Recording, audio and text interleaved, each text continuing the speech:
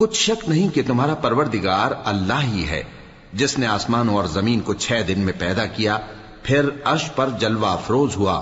وہی رات کو دن کا لباس پہناتا ہے کہ وہ اس کے پیچھے دوڑتا چلا آتا ہے، اور اسی نے سورج اور چاند اور ستاروں کو پیدا کیا، سب اس کے حکم کے مطابق کام میں لگے ہوئے ہیں۔ دیکھو سب مخلوق بھی اسی کی ہے اور حکم بھی اسی کا ہے۔ اللہ رب العالمین بڑی برکت والا ہے۔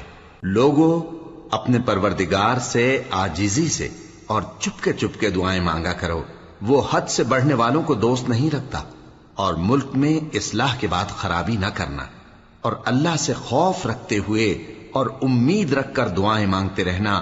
کچھ شک نہیں کہ اللہ کی رحمت نیکی کرنے والوں سے قریب ہے، اور وہی تو ہے جو اپنی رحمت یعنی بارش سے پہلے ہواؤں کو خوشخبری بنا کر بھیجتا ہے، یہاں تک کہ جب وہ بھاری بھاری بادلوں کو اٹھا لاتی ہے تو ہم اس کو ایک مری ہوئی بستی کی طرف ہانک دیتے ہیں، پھر بادل سے بارش برساتے ہیں، پھر بارش سے ہر طرح کے پھل پیدا کرتے ہیں۔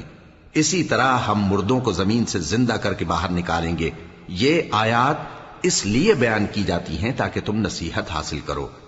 اور جو زمین پاکیزہ ہے اس میں سے سبزہ بھی پروردگار کے حکم سے نفیس ہی نکلتا ہے، اور جو خراب ہے اس میں سے جو کچھ نکلتا ہے ناقص ہوتا ہے۔ اسی طرح ہم آیتوں کو شکر گزار لوگوں کے لیے پھیر پھیر کر بیان کرتے ہیں۔ ہم نے نوح کو ان کی قوم کی طرف بھیجا تو انہوں نے ان سے کہا، اے میری برادری کے لوگوں، اللہ کی عبادت کرو، اس کے سوا تمہارا کوئی معبود نہیں۔ مجھے تمہارے بارے میں بڑے دن کے عذاب کا بہت ہی ڈر ہے۔ تو جو ان کی قوم میں سردار تھے وہ کہنے لگے کہ ہم تمہیں کھلی گمراہی میں مبتلا دیکھتے ہیں۔ فرمایا، اے قوم، مجھ میں کسی طرح کی گمراہی نہیں ہے، بلکہ میں پروردگار عالم کا پیغمبر ہوں، تمہیں اپنے پروردگار کے پیغام پہنچاتا ہوں اور تمہاری خیر خواہی کرتا ہوں، اور مجھ کو اللہ کی طرف سے ایسی باتیں معلوم ہیں جن سے تم بے خبر ہو۔ کیا تم کو اس بات سے تعجب ہوا ہے کہ تم میں سے ایک شخص کے ذریعے تمہارے پروردگار کی طرف سے تمہارے پاس نصیحت آئی تاکہ وہ تم کو ڈرائے اور تاکہ تم پرہیزگار بنو اور تاکہ تم پر رحم کیا جائے؟ مگر ان لوگوں نے ان کی تکذیب کی تو ہم نے نوح کو اور جو ان کے ساتھ کشتی میں سوار تھے ان کو تو بچا لیا، اور جن لوگوں نے ہماری آیتوں کو جھٹلایا تھا انہیں غرق کر دیا۔ کچھ شک نہیں کہ وہ عقل کے اندھے لوگ تھے۔ اور اسی طرح قوم عاد کی طرف ان کے بھائی ہود کو بھیجا۔ انہوں نے کہا کہ بھائیو، اللہ ہی کی عبادت کرو، اس کے سوا تمہارا کوئی معبود نہیں، کیا تم ڈرتے نہیں؟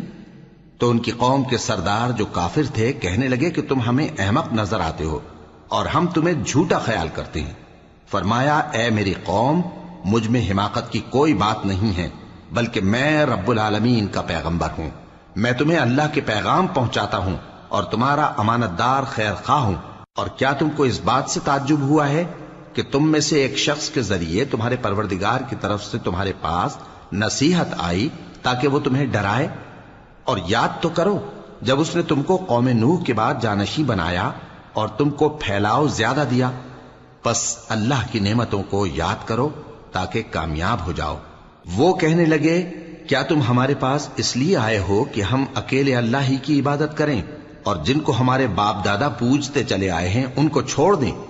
تو اگر سچے ہو تو جس چیز سے ہمیں ڈراتے ہو اسے لے آؤ۔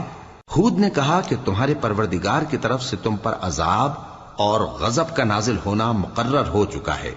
کیا تم مجھ سے چند ناموں کے بارے میں جھگڑتے ہو جو تم نے اور تمہارے باپ دادا نے اپنی طرف سے رکھ لیے ہیں، جن کی اللہ نے کوئی سند نازل نہیں کی؟ تو تم بھی انتظار کرو، میں بھی تمہارے ساتھ انتظار کرتا ہوں۔ پھر ہم نے ہود کو اور جو لوگ ان کے ساتھ تھے ان کو اپنی مہربانی سے نجات بخشی، اور جنہوں نے ہماری آیتوں کو جھٹلایا تھا ان کی جڑ کاٹ دی، اور وہ ایمان لانے والے تھے ہی نہیں۔ اور قوم سمود کی طرف ان کے بھائی صالح کو بھیجا تو صالح نے کہا کہ اے قوم، اللہ ہی کی عبادت کرو، اس کے سوا تمہارا کوئی معبود نہیں۔ تمہارے پاس تمہارے پروردگار کی طرف سے ایک معجزہ آ چکا ہے، یعنی یہی اللہ کی اونٹنی تمہارے لیے معجزہ ہے، تو اسے آزاد چھوڑ دو کہ اللہ کی زمین میں چرتی پھرے، اور تم اسے بری نیت سے ہاتھ بھی نہ لگانا، ورنہ عذاب علیم تمہیں پکڑ لے گا۔